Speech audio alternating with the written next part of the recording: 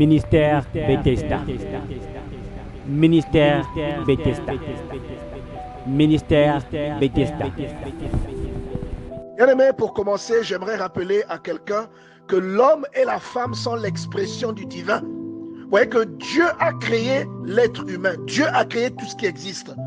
Et à nous les hommes, le pouvoir de création, il l'a scindé en deux. Il a donné un côté à l'homme et un autre côté à la femme. Ce qui fait que quand vous êtes un homme et que vous voulez procréer et que vous n'avez que pour ressource votre cellule souche, vous n'avez pour ressource que votre sémence, vous ne pouvez pas avoir un enfant. Il faut que cette sémence soit mélangée à la sémence d'une femme pour que ce pouvoir devienne complet et qu'un être humain soit formé. Que le pouvoir divin, la maquette du pouvoir divin, la maquette de ce que Dieu a fait avec Adam et Ève, pour que vous le reproduisiez, il faut qu'il y ait un mélange de la sémence de l'homme et de la sémence de la femme. Ce qui fait que votre femme est une extension de vous et que vous êtes l'extension de votre femme. Tous les deux, vous êtes liés et tous les deux, pour être complet, vous devez être à deux. Pour réaliser le divin, l'image de ce que le divin a réalisé, vous devez être deux. Et même les femmes qui sont seules, ou encore les hommes qui vont faire des dons de sperme, bien aimés, tant que ce sperme n'est pas mélangé à une cellule féminine, il ne produira rien. Tant qu'une femme seule ne va pas chercher, ne va pas dans une banque de sperme pour mélanger sa cellule avec la sémence d'un homme, cela ne servira à rien. Dieu a donc rendu l'homme et la femme complémentaires. Dieu a donc rendu l'homme et la femme complémentaires, indispensables l'un à l'autre. C'est pourquoi si vous voyez un homme en train de marginaliser sa femme, bien aimé dans le Seigneur, priez pour cet homme. En fait, il ne se rend pas compte qu'il est en train de se marginaliser lui-même. La Bible dit vous devenez une seule chair. Et la Bible dit que celui qui aime sa femme s'aime lui-même. Vous voyez, la Bible dit que celui qui s'aime ne peut pas faire du mal à son propre corps, à sa propre chair. Pourquoi le Seigneur le dit? Pour illustrer que quand vous faites du mal à votre partenaire, au fond, c'est à vous que vous faites du mal. Mais l'être humain ne voit que ce qui est charnel, et ce qui est charnel est limité. Et du coup, notre vision et nos déductions sont limitées tant que nous ne nous référons pas aux Écritures. Vous voyez? J'aimerais que quelqu'un comprenne que si tu existes, c'est parce que ton père qui appartient à une famille a épousé une femme qui appartient à une autre famille. Et tous les deux ont formé ton corps, le corps dans lequel Dieu a déposé ton esprit. Vous voyez? Et tous les deux, tu les aimes. Et tous les deux sont la famille que tu vois en face de toi ou qui a fait que tu sois. Donc ce que tu fais avec ta femme, c'est exactement ce que tes parents ont fait.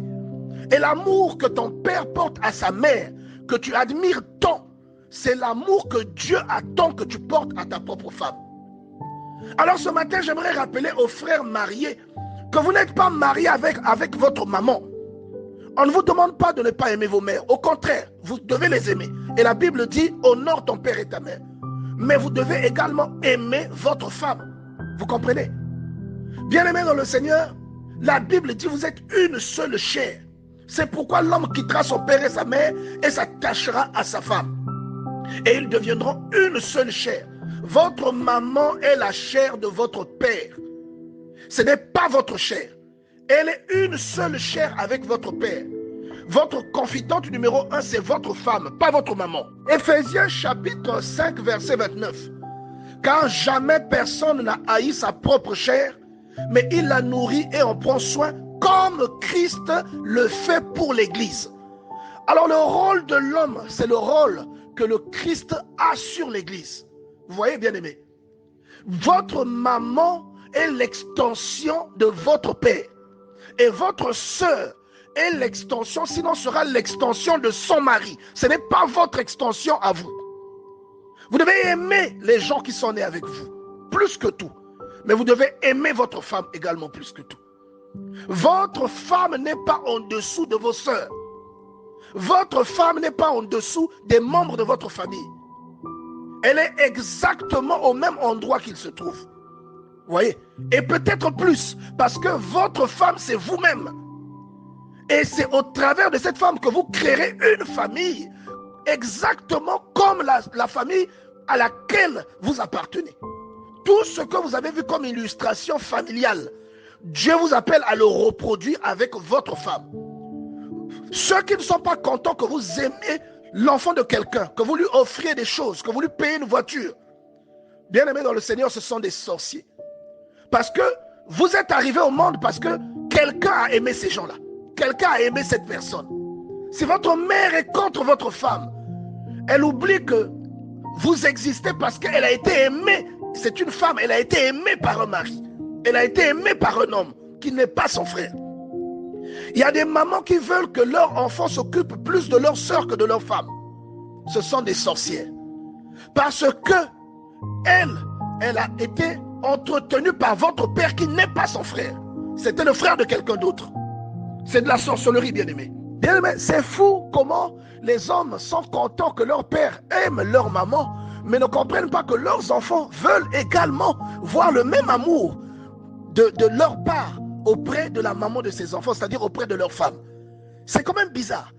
Il y a des hommes qui sont heureux de ce que leurs parents illustrent l'image d'un couple modèle, que leurs parents s'aiment, mais ils ont du mal à comprendre que leurs propres enfants également veulent voir le même amour porté auprès de leur mère. Vous voyez? Bien aimé, faut dire aux belles-mères que vous également, vous êtes l'enfant de quelqu'un qui a été épousé par leur enfant et que son mari à elle était aussi l'enfant de quelqu'un qui l'a épousé elle et que son mari l'a entretenu, tout comme votre mari qui est son enfant doit aussi vous entretenir. Vous voyez? Et j'aimerais aussi parler aux belles-sœurs, parce que les belles-sœurs, elles sont contentes lorsque leur mari leur offre un voyage. Mais quand leur frère fait la même chose à leur femme, elles ne sont pas contentes. C'est de la sorcellerie. Vous voyez que la sorcellerie a plusieurs formes. Lorsque leur mari leur offre une maison, une parcelle, elles sont contentes, elles ont le meilleur mari du monde. Mais quand vous offrez une parcelle à votre femme, on vous a mis dans un fétiche. Lorsque vous offrez une parcelle à votre femme, on vous a goissé. Quand vous payez une voiture à votre femme, on dit que vous négligez vos parents pour satisfaire votre femme. Mais on oublie que les parents dont on parle, c'est un frère et une sœur de quelqu'un qui se sont mariés, qui n'appartiennent pas à la même famille. Exactement comme vous et votre femme. Vous voyez? Bien aimé, ne vous laissez pas manipuler. Soyez juste. Donnez à l'un ce qui lui est dû. Donnez aux parents et à la famille ce qui leur est dû. Donnez à votre femme ce qui lui est dû. Ne vous laissez pas manipuler. Pendant qu'on vous pousse à marginaliser votre femme, les autres sont heureux dans leur ménage. Il y a un frère ici qui n'est pas content ou qui a été malheureux dans son enfance parce qu'il a vu les sœurs de son père ou les frères de son père venir créer le désordre dans le foyer de leur maman. Il a vu le frère de son père venir les menacer ou venir engueuler leur maman. Mais il va accepter que son propre frère vienne engueuler sa femme. Est-ce que vous trouvez que cet homme-là, il n'a pas besoin d'un médecin?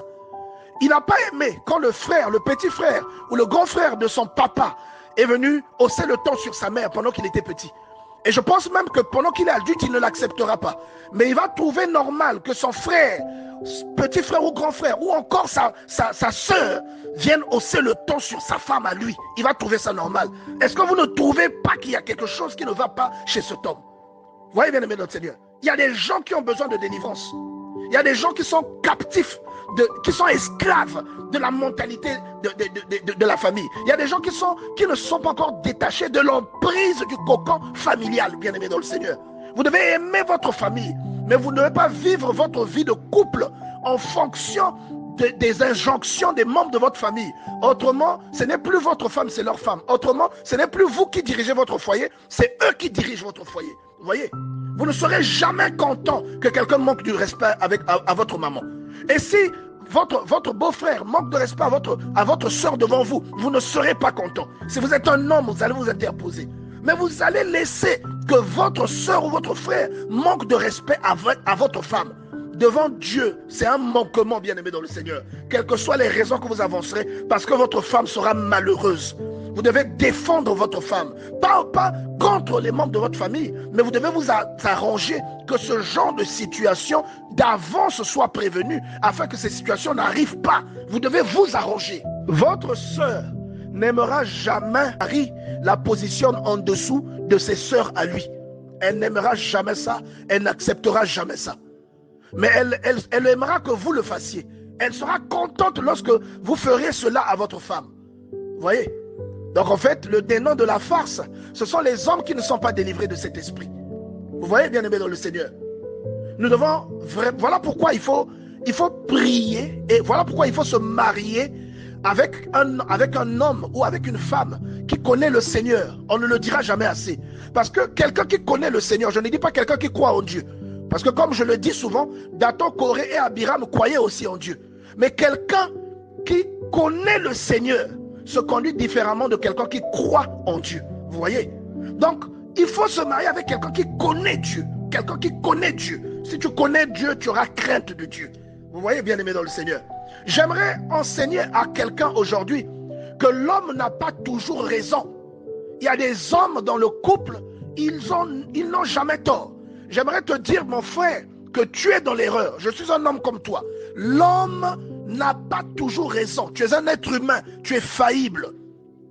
Il y a des fois où ta femme a raison sur toi. Vous voyez? Le protocole que Dieu a institué concernant le respect et les rapports entre l'homme et la femme dit que la femme ne peut pas prendre l'autorité sur son mari. Ça, il faut respecter cela. Et que la femme doit trouver aussi un moyen. Lorsqu'il y a une colère ou lorsque il y a une dispute, elle doit trouver une méthode polie ou une méthode respectueuse sans outrager son mari, de lui faire entendre raison. Mais je te rappelle à toi, mon frère, quelquefois tu dois faire preuve d'humilité. Tu n'as pas toujours raison. Il y a des fois où tu as tort. Bien aimé, il y a des fois où tu n'as pas raison du tout. Tu dois l'admettre. J'aimerais aussi rappeler à un frère que la femme n'est pas un punching ball. La femme n'est pas un makiwara. La femme n'est pas un adversaire de boxe. Déjà, de façon naturelle, physiquement, l'homme et la femme sont bâtis différemment. Et de façon naturelle, et dans la quasi-totalité des cas, l'homme est beaucoup plus fort la plupart du temps à cause de sa carrure. Les hommes sont souvent plus grands et les femmes moins grandes. Mais, bien aimé, la femme n'est pas un punching ball. À toi qui tapes ta femme, à toi qui hausse souvent le ton sur ta femme, j'aimerais que tu revoies ce côté qui est en toi. La femme n'est pas un adversaire avec lequel tu dois te bagarrer. Va chercher un adversaire à ta taille si tu as des impulsions à la bagarre. Va chercher quelqu'un dans la rue. Et il y a des hommes souvent qui portent main à leur femme, mais qui sont à l'extérieur des gros lâches, qui ne peuvent pas s'interposer pendant que quelqu'un hausse le ton sur leur femme à l'extérieur, ou qui ne peuvent pas s'interposer lorsque quelqu'un leur manque du respect devant leur femme et leurs enfants. Mais à la maison, c'est des lions. À la maison, ce sont les personnes les plus dangereuses et les plus fortes du monde. Bien aimé, si tu revois bien cette condition, tu verras que tu es un lâche. Parce que tu ne devrais pas porter la main sur quelqu'un qui est plus faible que toi. Tu ne devrais pas porter, il n'y a aucune fierté à en tirer, bien aimé dans le Seigneur. Je préfère que tu cherches l'aide d'une figure féminine ou maternelle externe qui va modeler ta femme ou qui va encourager ta femme à aller dans la voie dans laquelle toi tu veux qu'elle aille. Mais si tu utilises la violence, je te garantis que tu tomberas sur plus fort que toi qui te brisera les dents. Si Dieu veut t'humilier, il t'humiliera devant ta femme. Il mettra sur ton chemin plus fort que toi qui te brisera les dents devant ta femme. Il y a un frère qui n'est plus exaucé, mais il ne sait pas pourquoi. Bien-aimé, tu n'es plus exaucé et tu ne sais pas pourquoi. C'est dommage parce que si tu lisais la Bible, peut-être que tu sauras que des fois, le manque d'exaucement que tu remarques dans ta vie est lié à la façon dont tu traites ta femme. La Bible dit dans Malachie chapitre 2 verset 13, « Voici encore ce que vous faites. Vous couvrez de larmes l'autel de l'Éternel. » On est en train de te dire que tu pries beaucoup. Tu pries beaucoup et tu pleures même dans la prière, tellement tu as besoin de l'appui de Dieu dans ta vie. Il dit, mais vous couvrez de pleurs l'autel de l'Éternel, de pleurs et de gémissements, en sorte qu'il n'y a plus égard aux offrandes. Tu pries beaucoup, mais lorsqu'il voit l'autel sur lequel tu pries, il voit beaucoup de larmes et beaucoup de plaintes. Et ce sont des plaintes qui viennent de ta femme. Vous voyez? Et c'est pourquoi Dieu ne t'exauce pas aujourd'hui. Vous voyez? Et il dit, Dieu ne peut rien agréer de vos mains. Parce qu'il y a trop de larmes sur votre autel, sur lequel vous priez. Mais ce ne sont pas vos larmes, ce sont les larmes de votre femme. Vous voyez? Et au verset 14, il dit, Et vous dites pourquoi? Tu t'étonnes, tu dis mais pourquoi tu dis que tu ne peux pas m'exaucer parce qu'il y a des larmes sur mon autel? Dieu te dit parce que l'Éternel a été témoin entre toi et la femme de ta jeunesse à laquelle tu es infidèle, bien qu'elle soit ta compagne et la femme de ton alliance. Il y a plusieurs sortes d'infidélité. L'infidélité n'est pas seulement sexuelle, bien-aimé dans le Seigneur. Il y a beaucoup d'infidélités de plusieurs types, bien-aimés, que les hommes ou les femmes pratiquent, bien entendu. Mais aujourd'hui, Dieu t'explique qu'il peut ne pas agréer à tes prières, qu'il peut ne pas les exaucer parce qu'il considère que tu fais pleurer ta femme, parce qu'il considère que tu maltraites ta femme et tes affaires ne marchent plus. Dieu ajoute en disant, car je hais la répudiation, dit l'Éternel, le Dieu d'Israël, et celui qui couvre de violence son vêtement. Donc, Dieu est contre les hommes qui répudient leurs femmes. Ce n'est pas une option. Au départ, lorsqu'il a créé l'homme et la femme, ce n'était pas une option. C'est pourquoi on doit être enseigné pour éviter qu'il y ait des situations qui conduisent à la répudiation, qui, bien entendu, quelquefois, est de la faute de la femme, parfois, qui n'est pas polie vis-à-vis de son mari, ou quelquefois qui n'a pas un bon comportement. Mais nous devons être enseignés pour que de part et d'autre, que ce soit du côté de l'homme ou de la femme, que chacun sache comment se tenir. Quand nous ne sommes pas enseignés, nous sortons de la volonté parfaite de Dieu. Nous allons vers la volonté permissive. Vous voyez? Il dit, je hais la répudiation. Et il ajoute encore, et je hais celui qui couvre de violence son vêtement. Dieu est contre les hommes qui frappent les femmes. Il est contre les frères qui prennent leurs femmes pour des punching balls. Des fois, il ne s'est jamais battu avec un homme depuis qu'il est né. Mais il est champion pour taper sa femme. Et je vais te dire que quand tu frappes ta femme, tu es en train de conditionner également ton enfant dans la maison, qui est susceptible de reproduire ce que tu fais avec les femmes plus tard. Donc en fait, tu es en train de créer un dégât potentiel dont tu vas faire cadeau à la nature, que tu vas faire cadeau à la société. Voyez? Et il y a beaucoup de personnes qui contribuent à dépraver les mœurs, mais ils ne le savent pas. Vous voyez? Et la Bible dit, prenez donc garde en votre esprit et ne soyez pas infidèles. Dieu est contre les personnes qui trompent leurs femmes.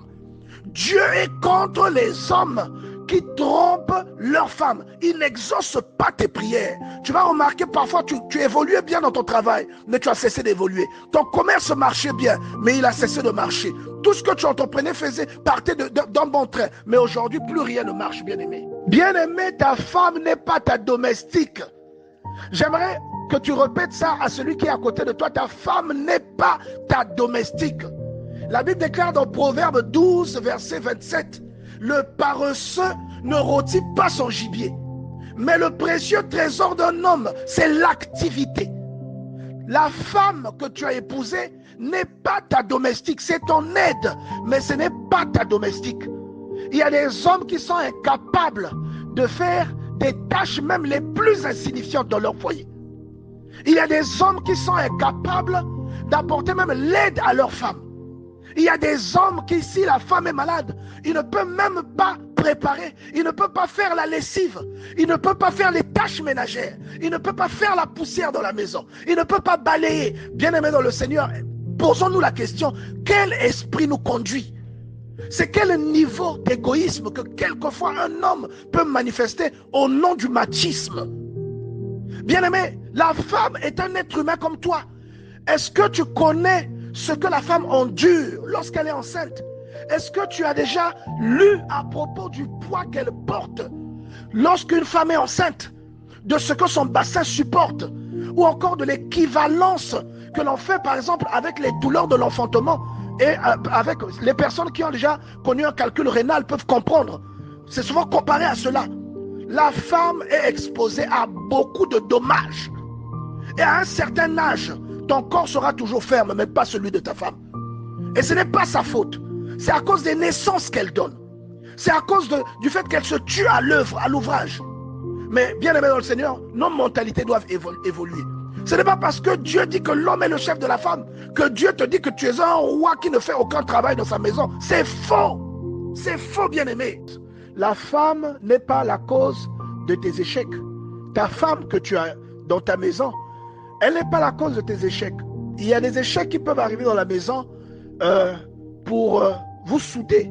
Et je me souviens, j'avais pris un exemple sur Isaac et Rebecca, en disant qu'Isaac a vécu la stérilité avec sa femme pendant 20 ans.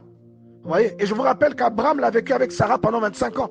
Je ne suis pas en train de dire que c'est quelque chose de bien, mais juste en train de dire que vous ne verrez aucun de ces hommes dire à sa femme que c'est toi la cause pour laquelle je n'ai pas d'enfant. Il s'est marié.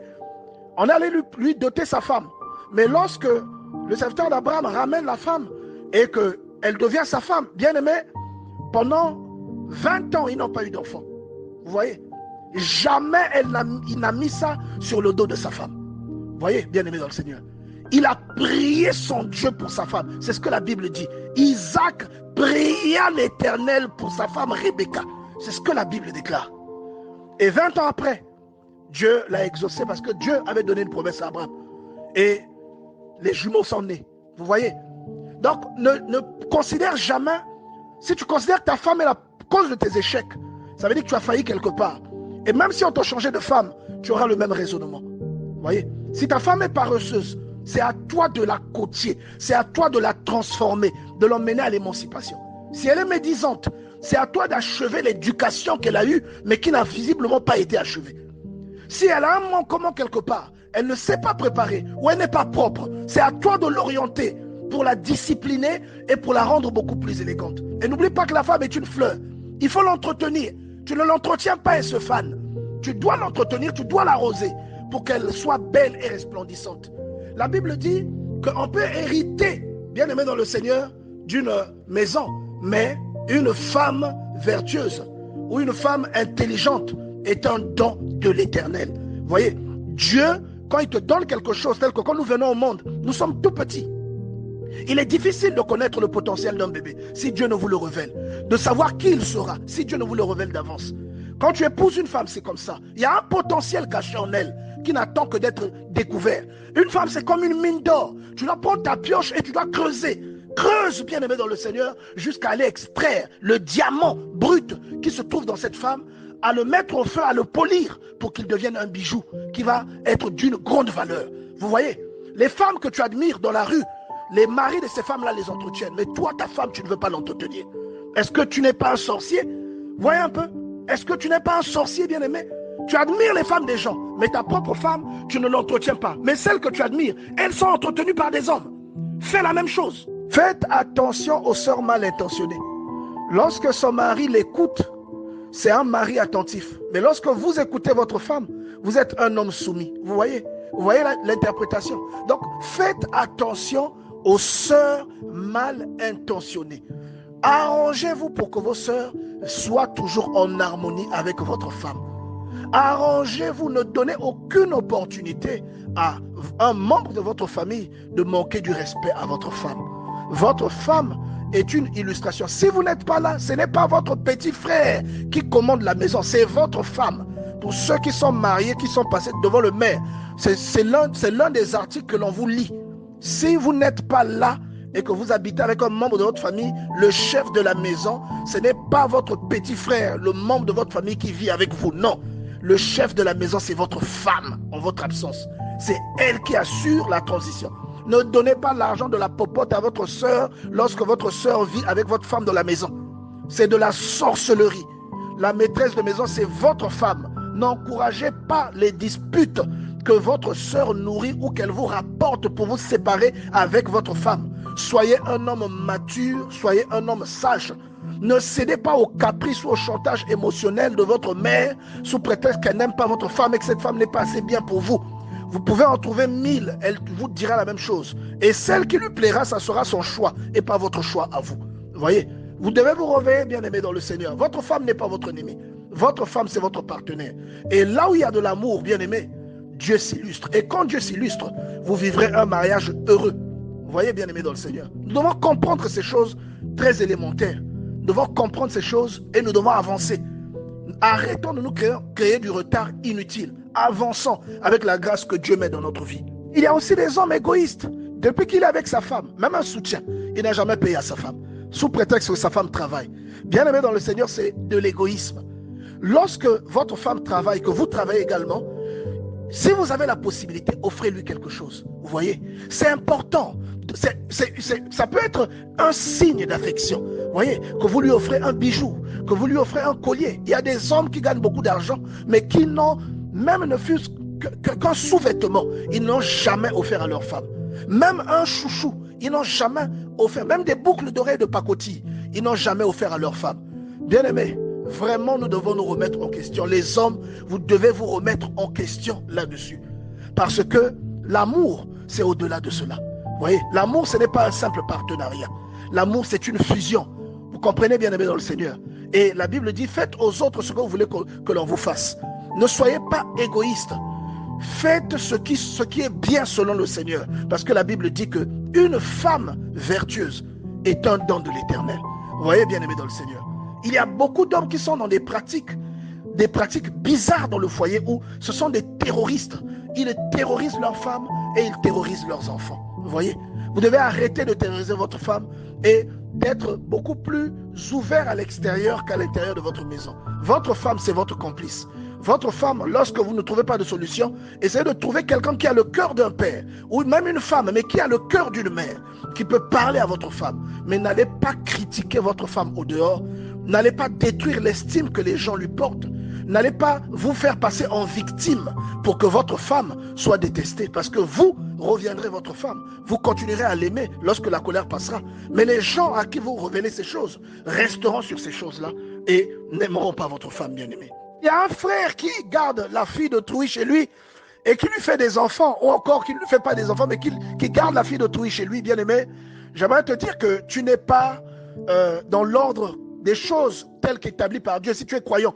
Si tu es quelqu'un qui est sans foi ni loi, cette parole ne te concerne pas, tu peux continuer ta route. Et si tu es un moderniste, tu peux continuer ta route. Mais si tu crois en Dieu et que tu lis la parole de Dieu, j'aimerais te dire que tu es en erreur et tu es peut-être en danger. Bien-aimé, tu es peut-être en danger. Tu gardes la fille d'autrui chez toi et tu n'as jamais rien donné à ses parents. Tu es en danger, tes enfants sont en danger, tes entreprises sont en danger. Tout ce que tu bâtis peut s'effondrer du jour au lendemain. La Bible déclare dans Hébreux 13, verset 14, que le mariage soit honoré de tous et le lit conjugal exempt de souillure, car Dieu jugera les impudiques et les adultères. Va épouser l'enfant d'autrui. On ne dit pas la présentation, ça c'est les fiançailles. Va doter la fille d'autrui.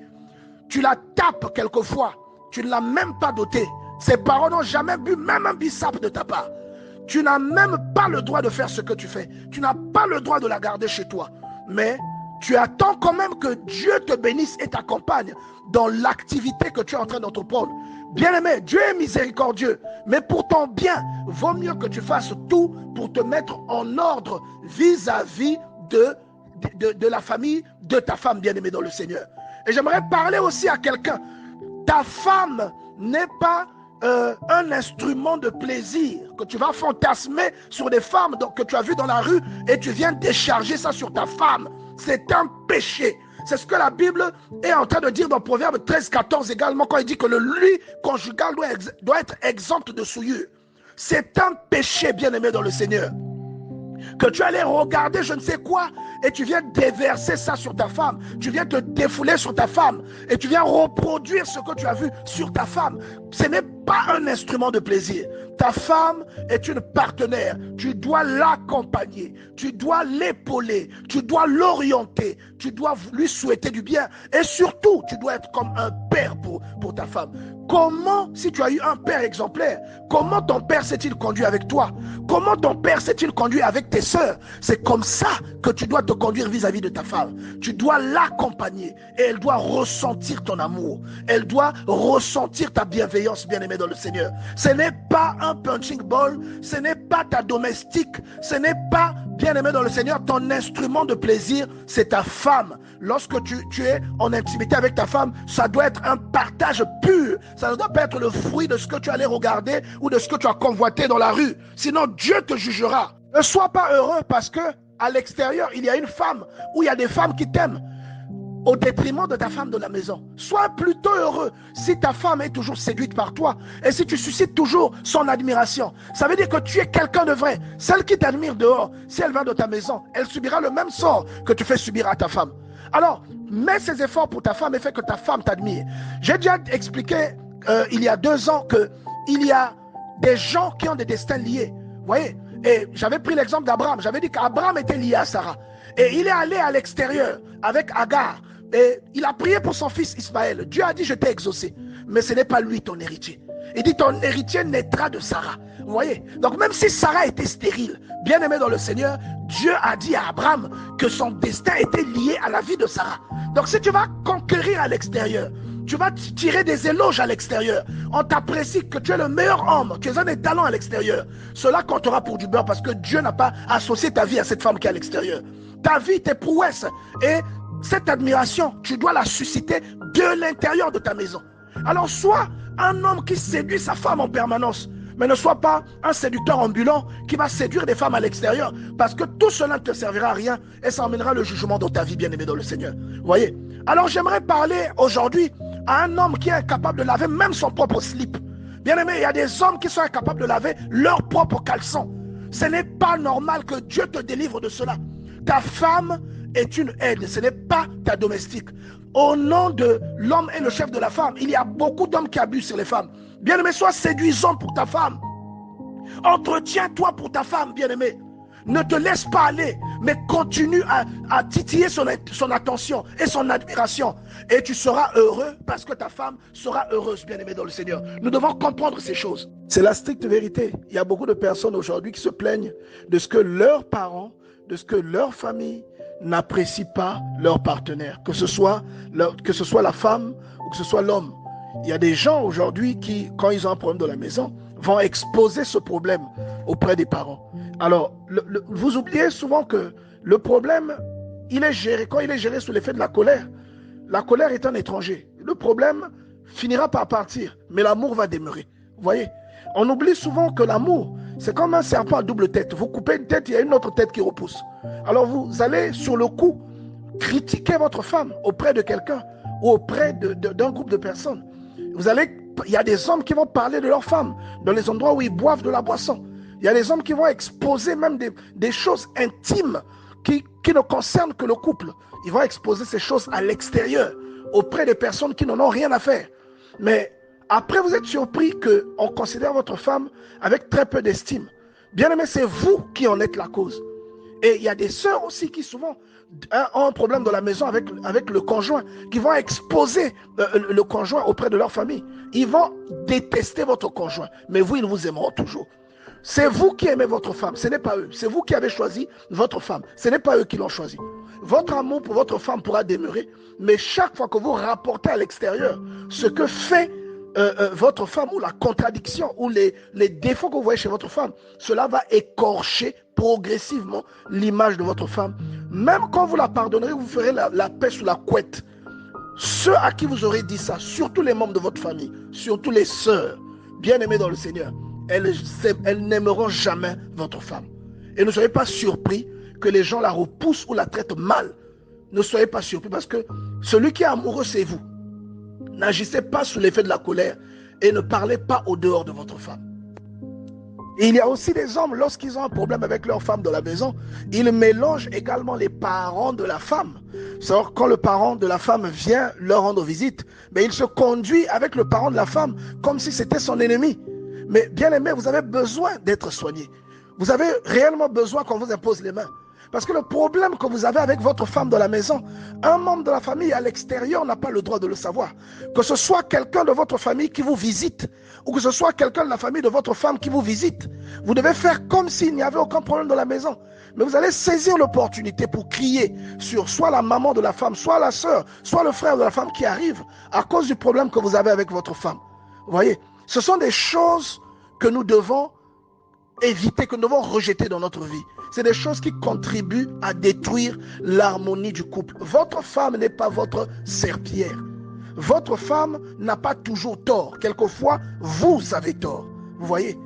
Quelquefois, il y a aussi des hommes qui ne demandent jamais pardon. Des hommes qui ne s'excusent jamais. Vous avez une contradiction dans la maison, c'est toujours à la femme de venir vers toi. Jamais toi tu n'as tort. Jamais tu ne t'excuses. Que Dieu te délivre, bien-aimé dans le Seigneur. Que Dieu te délivre de cette perfection fantaisiste que tu nourris dans ton esprit. Parce qu'en effet, nul n'est parfait. Il y a des personnes comme ça qui, quelle que soit la dispute, tant que la femme ne lui parle pas, il ne parle pas à la femme. sous prétexte que c'est lui le chef. Donc il y a des gens qui comprennent mal ce que Dieu a imposé comme principe et qui en font une distorsion incroyable. Bien aimé, vous faites du tort avec des préceptes énoncés par Dieu, mais que vous comprenez mal. Être le chef est plus une responsabilité qu'un titre. C'est une responsabilité. Et Dieu attend de vous que vous vous conduisez comme un chef. Et un chef, ce n'est pas un rancunier. Un chef, c'est celui qui prône la paix et qui conduit le foyer vers la réussite et vers l'harmonie. Mais prends soin de ta femme si tu en as la possibilité. Dieu pourrait comprendre si il te manque des moyens et que tu ne peux pas lui offrir ce qu'elle veut, ou tu ne peux pas l'entretenir de sorte qu'elle brille. Dieu le comprendra. Mais si tu as des moyens et que volontairement, que tu ne vas pas l'épouser, volontairement, alors que tu as des moyens maintenant de le faire, ou encore que volontairement, que tu ne lui offres pas quelque chose qui réjouit son cœur, que tu ne l'entretiens pas, Dieu ne le comprendrait pas, bien-aimé dans le Seigneur. La Bible déclare dans Proverbe 18, verset 22, « Celui qui trouve une femme trouve le bonheur. » Cette phrase, c'est Dieu qui l'inspire à Salomon. Elle est sortie de la pensée de Dieu. Ouais, c'est une grâce qu'il obtient de l'Éternel. C'est ce que la Bible dit. Quand tu trouves une femme, c'est Dieu qui te donne une grâce dans ta vie. C'est une grâce. Qu'est-ce que tu fais de cette grâce? Ne détruis pas cette grâce. Ne maltraite pas cette grâce. Ne déshonore pas cette grâce. Parce qu'honorer une femme, c'est l'épouser. Vous voyez? Mais quand tu ne l'épouses pas, tu ne l'honores pas. Alors Dieu peut comprendre si tu n'as pas de moyens. Mais si tu as des moyens, ou Dieu peut comprendre si tu n'as pas la connaissance. Parce que Dieu peut prendre en compte le temps de l'ignorance. Mais si aujourd'hui tu connais ces choses, que tu as pris un faux départ, mais tu connais ces choses aujourd'hui, et que tu as la possibilité de le faire, fais-le, bien-aimé dans le Seigneur. Lorsque tu t'habilles, bien-aimé, lorsque tu entreprends des choses, bien-aimé, lorsque tu construis, tu bâtis, associe ta femme. Dans tout ce que tu entreprends, associe ta femme. C'est la première à être au courant. C'est avec elle que tu dois concevoir tes projets. C'est avec elle que tu dois avancer parce que c'est ta partenaire de vie. C'est elle qui t'accompagne dans le chemin que Dieu a tracé pour toi. Vos destins sont joints, vos destins sont combinés. Vous avez des vies différentes. Vous pouvez avoir des métiers différents, des compétences différentes, mais vous aurez toujours un destin commun, comme je l'ai déjà dit. Bien-aimé, fais le bonheur de ta femme et honore ou rends à Dieu la grâce qu'il t'a donnée en respectant et en honorant ta femme. Ministère Bethesda. Ministère Bethesda. Ministère Bethesda.